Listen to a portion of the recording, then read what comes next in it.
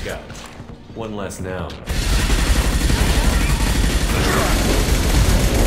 I mean, I think there's some big buckets of categories of things that we've improved in Mass Effect 2 over Mass Effect 1. We listen to the fan feedback, listen to press feedback, listen to internal feedback, and the teams just pour their hearts and souls into this to make this the best game yet from BioWare. So they focused on the shooter aspects of the gameplay, just the combat, just intensity, you know, tactical moment-to-moment controls on your team, and you know, pinpoint accuracy on the field, and really smooth frame rate. So players are going to really enjoy the tactical aspect of the game, and the strategies there too. This is an RPG. At the same time as a shooter, it's also a rich role-playing game with lots of exploration, customization, progression, and it's just really fun across the board. So, what can I do for you?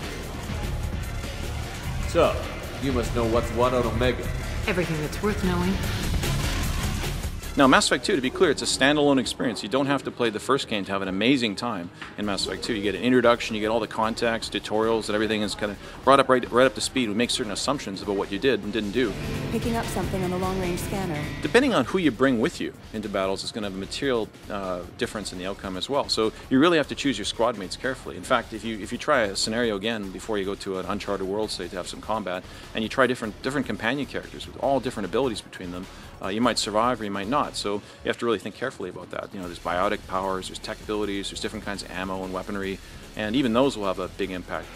The game overall is just incredibly rich and deep and intense, and I think shooter fans are going to love it, RPG fans are going to love it.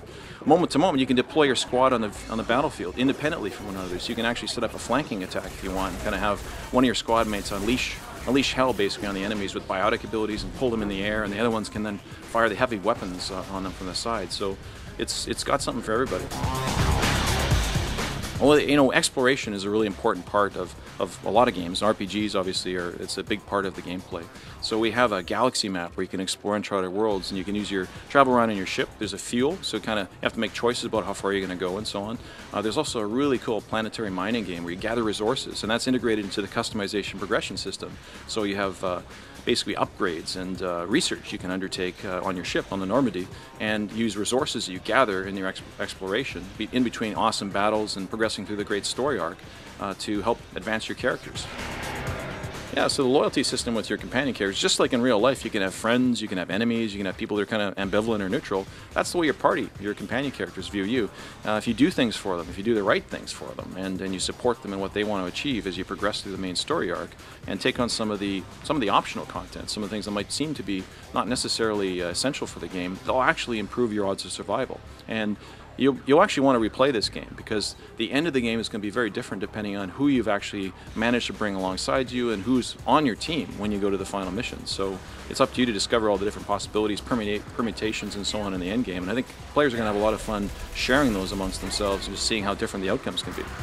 Well, we haven't announced the downloadable content yet for Mass Effect 2, but we are planning some. We know the fans love it. We're getting a lot of experience building it now in Dragon Age Origins, so we're looking forward to delivering more on Mass Effect 2, and we'll have more details on that shortly.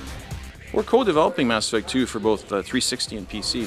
So unlike in Mass Effect 1, where we actually ported over the game to PC a little bit later, where, you know, of course, we're always trying to make each game better than the last at BioWare, so we're always trying to add improvements. This game, you know, it's basically the same great, awesome experience start to finish on both 360 and PC. Obviously, the controls have been lovingly hand-adapted for every platform, make sure that they're really just the optimal experience both for console players and for PC fans. I think Mass Effect 2 is just going to be an over-the-top, amazingly intense experience. It's just going to pull you along. The fidelity is amazing. The shooter aspects are over the top. The RPG aspects are definitely there. It's got depth and richness. So fans of BioWare's games of the past and also shooter fans are going to really enjoy Mass Effect 2. It's coming out January 26th on Xbox 360 and PC. And enjoy. Now who's the badass biotic, bitch?